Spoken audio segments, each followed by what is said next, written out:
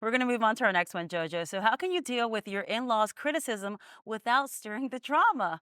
There's another one. Our next viewer writes, her in laws constantly make negative comments about her cooking and housekeeping skills. There are also some cultural differences at play, and she wants to respect those. However, their comments make her feel inadequate and strain her relationship with her spouse. How can she address this issue without causing a family feud while being mindful of their cultural differences?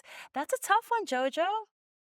That is a tough one because there's even in the cultures in different homes, there's cultures of just we just make fun of each other, we point things out and, call someone out for being sick or call someone out for putting on a few pounds. So there are things that are within a family that is cultural, but it doesn't necessarily mean it's okay.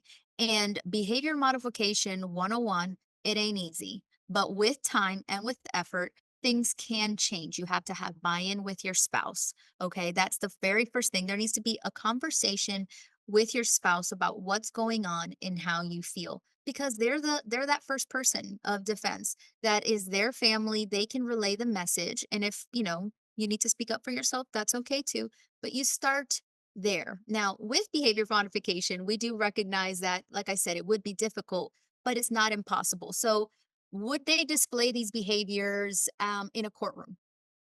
Probably not, right? Would they assert their beliefs on the requirements to get a driver's license in their state? No, they will follow the rules of what needs to be done, right? And they'll have an appointment. They're not going to cut someone in line.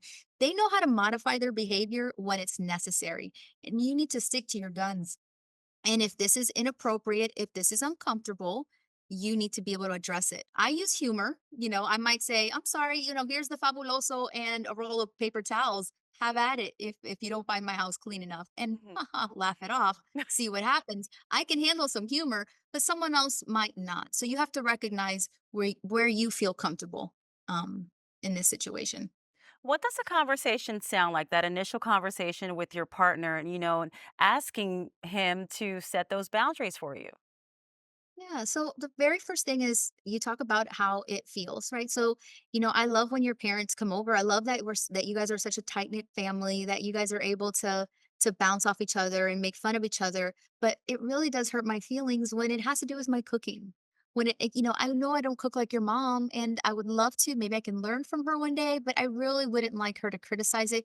Could you please let her know to not address my cooking in that sense? Or to not talk about my cleaning. I'm trying my best. I just, whatever it is. You don't even have to justify why your house isn't as picked up.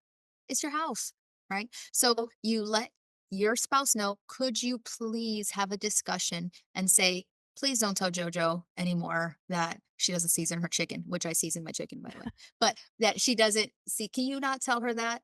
Can you please? And let's take it from there. Let's give them that opportunity. Let's be hopeful that that is all it's going to take. And then next step is we might have to now address it in the moment when it's happening. It all starts with a conversation, though. Thank you so much, Jojo. You're welcome. If you have life quakes of your own, remember to call, email, or reach out via our socials to share your story.